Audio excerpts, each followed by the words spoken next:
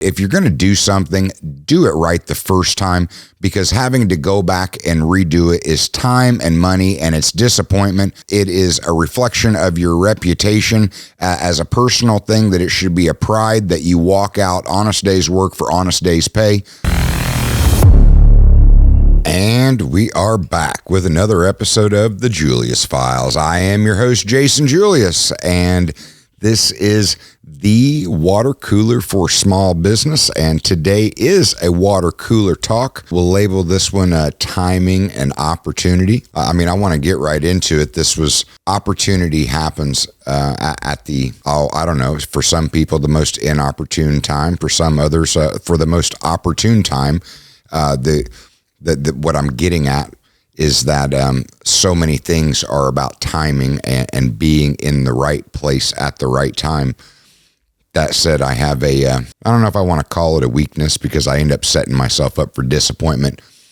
One of the biggest things that employing people, I have a tendency to see greatness in everybody. I can see somebody's potential so clear as day, and I get frustrated when people are not chasing their potential, or at least not living up to their potential. And you want to get right down to it.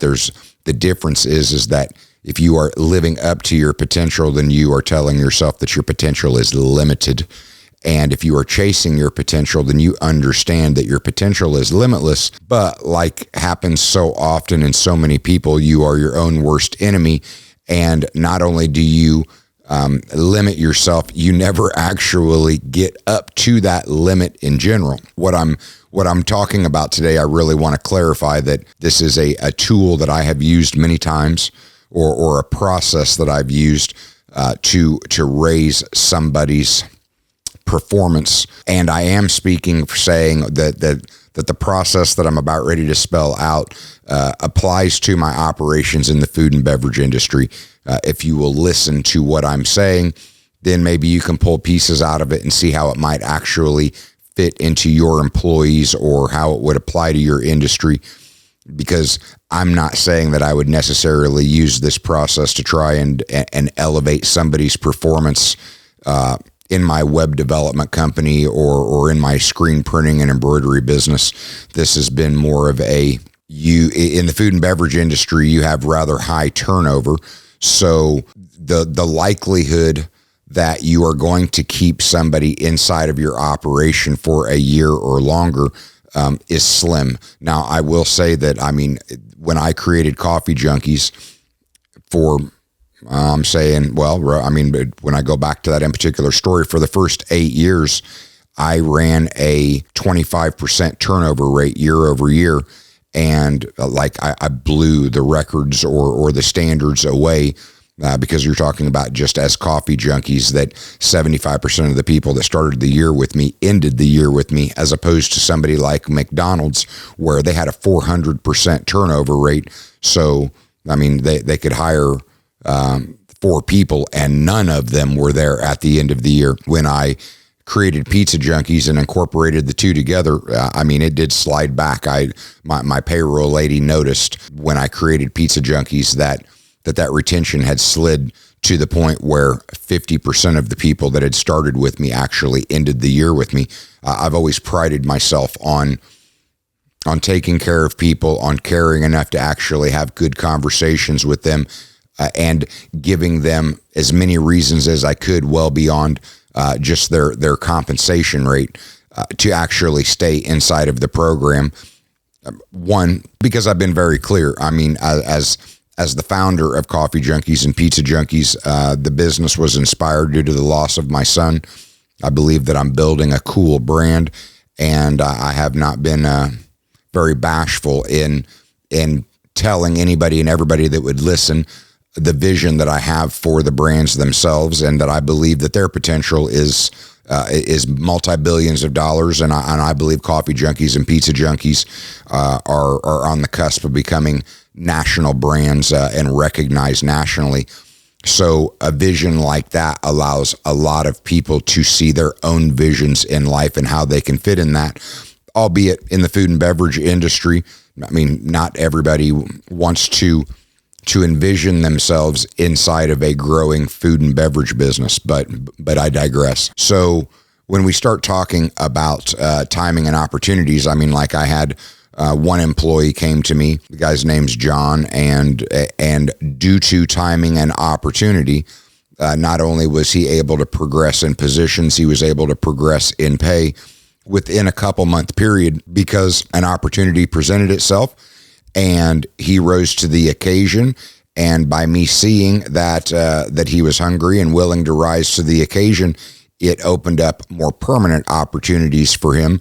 And he told me that this was one of the first times that he had ever been able to display his capabilities and be given the opportunity for promotion and increase in pay in such a short amount of time. And I will tell you that when you hire somebody, if they are performing well, you should be looking for ways to reward them very specifically in their first 30, 60, 90, because ultimately turnover leads to training costs. And I don't hire anybody that at least in the food and beverage side, that I'm not envisioning them being in the operation for at least a year. And of course, then when you start running multiple operations, then you have to look at going through all of that hiring and all of that training cost, and it really does affect the bottom line. When I look at my business to business operations, I'm not thinking about a year. I'm thinking about 5 years, 10 years, potentially even hiring people as apprentices to bring them in, hoping to actually keep them for a lifetime. But what I'm getting at is that you get different kinds of people that are walking through the food and beverage industry. Some of them are gypsies. Some of them it's just a job in the passing. Some of them it's college and it's a way station to something else. But the point is, I found myself that, like I said, I would get frustrated that I could see that people were capable of being more and doing more and contributing more. And I'm always willing to pay more for that higher performance. But inevitably, they would let me down, or their own personal lives would get in the way, and that never ceases to amaze me. That I'm like, you get personal issues. Well, you can't really let it affect your job, because your job is what pays for your responsibilities, and it gives you some semblance of stability in your personal life. But yet you have some personal occurrences, and all of a sudden the job is the first thing that gets shaky, and that doesn't make any sense to me. But the point is that in timing and opportunity, I do have a process that I have executed with success many times, and it goes a little something like this. So we had an in particular individual. He did had a legitimate family emergency. He was not able to show up. Not only did I have to ask the entire group to step it up, to at least make it through the evening in general, I didn't have a closer. So I had two individuals that I approached, and I gave them an opportunity to step up. I asked them if they would close. Both of them were both willing to step up. And it's one of those where, obviously, if you're not on the schedule to close and you're willing to stay and go the extra mile to actually close, that in itself means something to me. But it's just, honestly, at that point, it's taking more hours. Great, you're willing to take more hours. Well, once I got the actual commitment from both of them that they were willing to step up and rise to the occasion itself, then I circled back around to him about an hour later, and I pulled him to the side, and I said, you two know your jobs, and you know what a great performance looks like. You know what this place is supposed to look like. You know what a proper close is supposed to look like. If you give me a great close, if you go above and beyond to do a really good job, and you get out of here in a reasonable amount of time so that it's not blowing the labor up, I will give you a raise. Okay, so here they've taken an opportunity, and now I've presented them with another opportunity. Not only are they taking on the responsibility, if they perform the tasks in a way that is just very exceptional, I'm more than happy to give them a raise. So I come in the next day, and it ended up being John that was the manager that came in the next day, and I asked him how the close was. I didn't tell him about anything as far as the opportunity that I had offered those other two employees, and he kind of smiled and he said, you know what? It was probably one of the best closes that I have ever seen when I walked in to actually open up the kitchen. I'm like, you know what? That's great. Went back to those guys, told them how much I appreciated what they did, told them that they'd have a raise on their next check. Okay, so you've given somebody an opportunity, then you offered them a monetary reward to do a great job. They proved that they could do a great job one time. So later on in the day, I went back to both of them and I said, you did a great job. If you will perform that way all the time for the next 30 days, I'll give you another raise. What does that do? Obviously, that incentivizes them to rise to the level of they did a great close. They performed the tasks and the duties to the best of their ability because they knew what was actually expected out of them. But generally, you can get anybody to rise to the occasion and do that one time. The question is, can you get them to do that for 30 days? Well, if you can get them to do that for 30 days, they are in fact proving that on a consistent basis, they're capable of operating at a higher level because they understand what the job is and what's expected out of them. So they are going through this 30-day period, and we are most of the way through it. Man, I have not heard anything. Honestly, I've only heard good things about these two individuals, which again makes me happy on many levels. One, because like I said, if you're going to do something, do it right the first time, because having to go back and redo it is time and money, and it's disappointment. It is a reflection of your reputation as a personal thing, that it should be a pride that you walk out honest day's work for honest day's pay. But the point is, I'm quite confident that these two individuals, because they know the job, they've been trained, they know how to perform, they know what's expected of them, they're going to do great work for this 30-day period. Why? Because they want another raise, because I've incentivized them a second time, but for a longer duration of time. At the point that we get to the end of that 30 days, I am more than happy to give them that second raise. But once they have done it for 30 days and they have gotten two raises, they have now established a new work standard. This is exactly what they are paid for, to come in and not mail it in, to actually do the job to the best of their ability every time, every day, every way, while understanding nobody is perfect and everybody's going to have a bad day. I don't want to act like I have unrealistic expectations. I mean, to trail off on go down a rabbit hole. I mean, you've got A players, B players, C, D, F players. I mean, I will be the first to tell you, if you have D and F players, fire them. You are hurting yourself. You're hurting the reputation of your business. You're hurting the morale of your entire organization.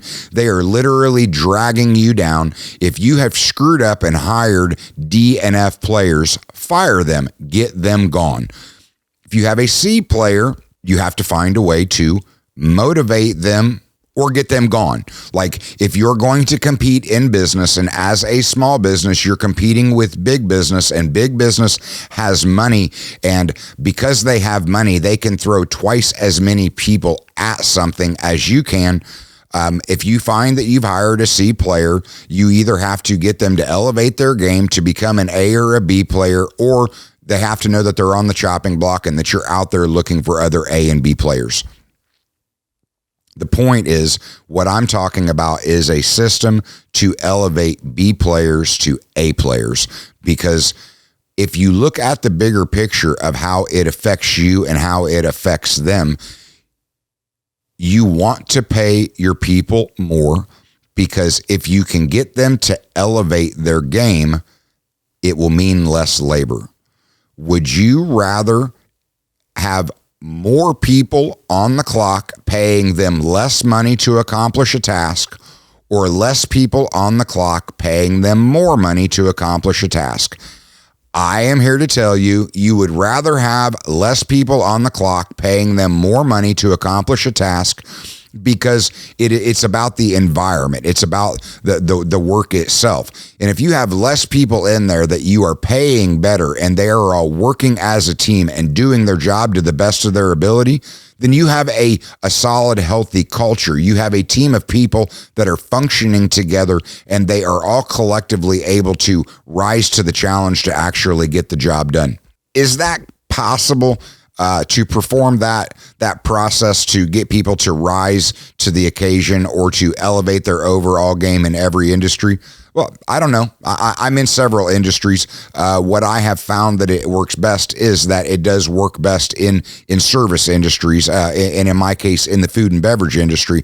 But the point is, when you get a B player, you want to figure out how you can get them to an A player. If they backslide to a C player, you've got to talk to them and figure out how to at least get them back to a B player. And a B player is that person that is sitting there and it's looking for the timing and the opportunity to actually give them a chance to rise to the occasion. And if you're going to give them a chance to rise to the occasion, give them a chance to perform. And if you're going to give them a chance to perform, give them a chance to earn more money. And if you're going to give them a chance to earn more money, give them a chance to elevate to an A player, to always bring their best. And again, be prepared to give them more money, because I am telling you, a trained, motivated, healthy culture, great positive mindset staff, it's actually, in the long run, going to be cheaper on the business itself, because you're not going to have extra training costs. You're not going to have higher turnover rate. You're not going to have the shitty morale issues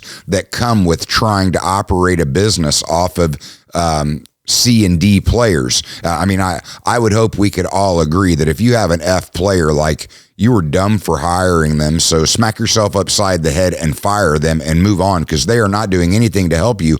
But the point is, when you bring in people and you bring in a group of people, that's the hardest part of running a business. It is like herding cats. Anybody that says it's easy is lying to you. It is not easy, because everybody comes in seeing life through a different lens, having a different perspective, coming from a different background, and it's getting all of them to appreciate the strengths that the other people bring to the table. It's getting all of them, like I have my own pet peeves. There are things that some people do that agitate me and rub me the wrong way. It's a me thing. That does not mean that the guy next to me has the same pet peeves, but the point is, I'm coming to a group and I have my own pet peeves, and I have the buttons that can be pushed that'll rub me the wrong way. The guy next to me does not have the same, but he has buttons that can be pushed to rub him the wrong way. When you are collectively trying to put a group of people together to move in a direction, it's about keeping the environment positive. It's about keeping everybody bringing their best to the table so that nobody feels like they're picking up somebody else's slack.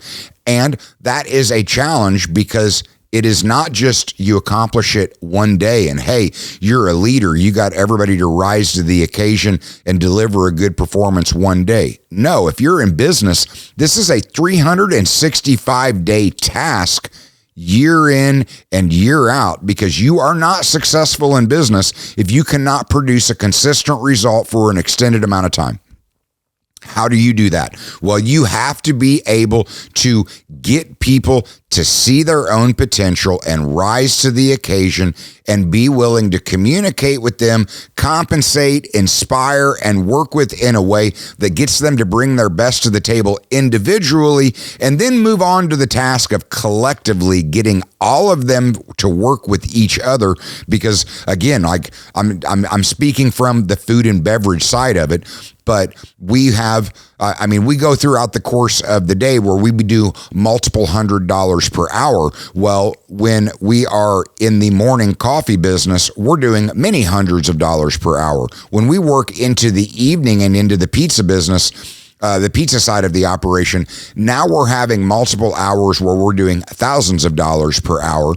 And the stress of that, it can become difficult. Well, the stronger that your group is, the more that they are willing to work with each other, communicate with each other, and rise to the challenge of that evening rush. Because in the food and beverage industry, you're working on people's available time outside of their actual 9-to-5 job. So where you can see patterns in general, you don't have control of when the revenue comes at you. It's going to come at you when they want it to come at you, which generally in the pizza side of the business, you've got the dinner rush where everybody is getting off of work and you have to have a group of people that is prepared for the rush. They're prepared to communicate with each other, and then having the pride and prepared to make a quality product, deliver it with exceptional service consistently, and then close it all down and do it all over again the next day.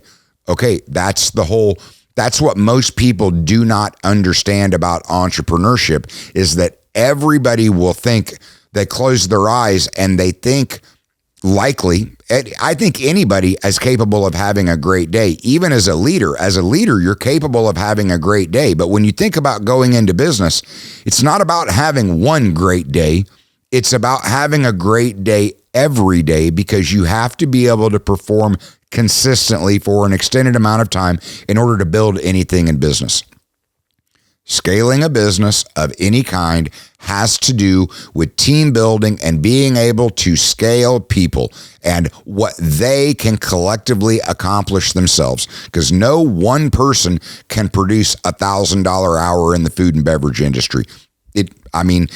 Clearly, it takes a half dozen to a dozen people to be able to coordinate, to be able to pull off $1,000 hour, much less multi-$1,000 hours, much less multiple hours of multi-$1,000 hours. That is what it takes to keep a team together, to keep them from cracking, to get them all to rise to it without breaking, to function as a team, and in that stress, not to push each other's buttons, and everybody to be working together. And that is why it is so hard, because it's not about pulling it off one time. Anybody can pull it off one time. It's about pulling it off for a duration of time. So when you're dealing with your employees, you're going to have times that something's going to happen, or somebody is going to happen, or something stupid's going to happen, but it creates an opportunity for somebody else to rise to the occasion. I am just a proponent of, don't let it be a one-time shot. If you're going to give them an opportunity to rise to an occasion, then incentivize them to do it their best. And if they follow through and do it their best, then move out the timeline, and again, incentivize them to do it their best for an extended amount of time. And if they will, it is worth giving them the extra money, because it also creates a new work standard so that you have an elevated expectation of performance from them. Thereby, they will produce more. You will have less people on the clock. They win because they're being paid more. You win because you've got less employees on the clock and you are still performing up to your customers' expectations. Okay, that's my podcast for the evening. If I've said something that resonates with you, please share the show. If you know somebody that is running a small business in the service industry or specifically in the food and beverage industry, again, please share the show, because everybody is looking for an opportunity, but they want to know that if they rise to an opportunity, that it's going to be acknowledged, they're going to be appreciated, and set yourself up for success. Because if you can get them to do it one time by appreciating them, then you can get them to do it again and again. And that is the game of small business. Keeping your people in the program for as long as possible, performing at the highest level they're capable, and your responsibility on the other side is to acknowledge and appreciate and pay them to the best of their ability so that they feel like a valuable piece of the business. All right, that's my show. Till next time, have a good night.